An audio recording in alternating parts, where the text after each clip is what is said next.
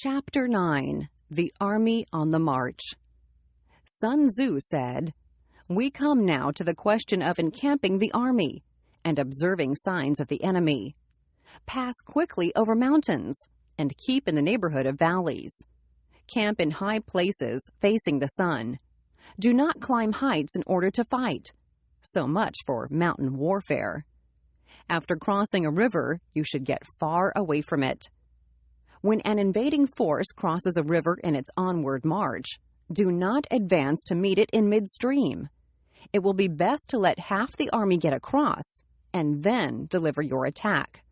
If you are anxious to fight, you should not go to meet the invader near a river which he has to cross. Moor your craft higher up than the enemy and facing the sun. Do not move upstream to meet the enemy. So much for river warfare. In crossing salt marshes, your sole concern should be to get over them quickly, without any delay. If forced to fight in a salt marsh, you should have water and grass near you, and get your back to a clump of trees. So much for operations in salt marshes. In dry, level country, take up an easily accessible position with rising ground to your right and on your rear, so that the danger may be in front and safety lie behind. So much for campaigning in flat country. These are the 4 useful branches of military knowledge which enabled the Yellow Emperor to vanquish 4 several sovereigns. All armies prefer higher ground to low and sunny places to dark. If you are careful of your men and camp on hard ground, the army will be free from disease of every kind, and this will spell victory. When you come to a hill or a bank, occupy the sunny side, with the slope on your right rear. Thus you will at once act for the benefit of your soldiers and utilize the natural advantages of the ground. When, in consequence of heavy rains upcountry, a river which you wish to ford is swollen and flecked with foam, you must wait until it subsides.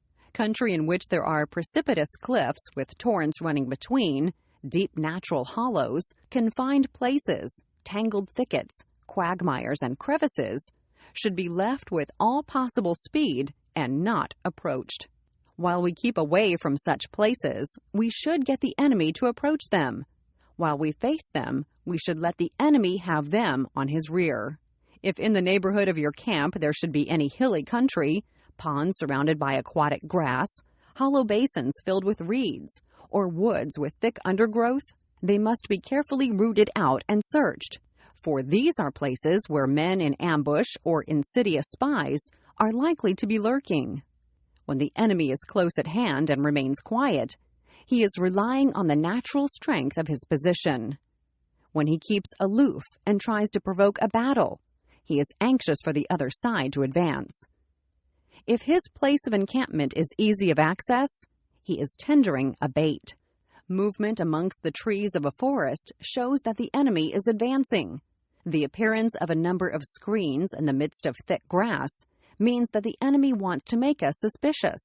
The rising of birds in their flight is the sign of an ambuscade. Startled beasts indicate that a sudden attack is coming. When there is dust rising in a high column, it is the sign of chariots advancing. When the dust is low but spread over a wide area, it betokens the approach of infantry. When it branches out in different directions, it shows that parties have been sent to collect firewood. A few clouds of dust moving to and fro signify that the army is encamping. Humble words and increased preparations are signs that the enemy is about to advance. Violent language and driving forward, as if to the attack, are signs that he will retreat. When the light chariots come out first and take up a position on the wings, it is a sign that the enemy is forming for battle. Peace proposals, unaccompanied by a sworn covenant, indicate a plot. When there is much running about and the soldiers fall into rank, it means that the critical moment has come. When some are seen advancing and some retreating, it is a lure. When the soldiers stand leaning on their spears, they are faint from want of food. If those who are sent to draw water begin by drinking themselves, the army is suffering from thirst. If the army sees an advantage to be gained and makes no effort to secure it, the soldiers are exhausted. If birds gather on any spot, it is unoccupied. Clamor by night betokens nervousness. If there is disturbance in the camp, the general's authority is weak. If the banners and flags are shifted about, sedition is afoot. If the officers are angry, it means that the men are weary. When an army feeds its horses with grain and kills its cattle for food, and when the men do not hang their cooking pots over the campfires, showing that they will not return to their tents, you may know that they are determined to fight to the death.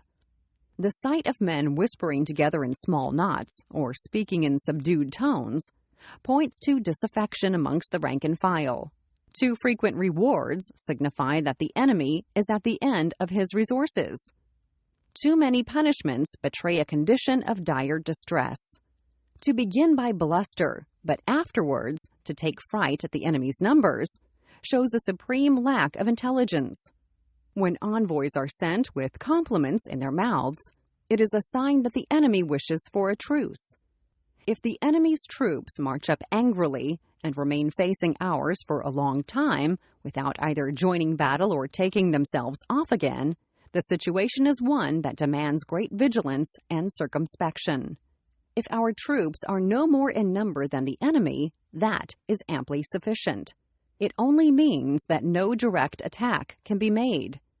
What we can do is simply to concentrate all our available strength, keep a close watch on the enemy, and obtain reinforcements. He who exercises no forethought but makes light of his opponents is sure to be captured by them. If soldiers are punished before they have grown attached to you, they will not prove submissive, and, unless submissive, then will be practically useless. If, when the soldiers have become attached to you, punishments are not enforced, they will still be useless. Therefore, soldiers must be treated in the first instance with humanity, but kept under control by means of iron discipline. This is a certain road to victory. If in training, soldiers' commands are habitually enforced, the army will be well disciplined. If not, its discipline will be bad. If a general shows confidence in his men, but always insists on his orders being obeyed, the gain will be mutual.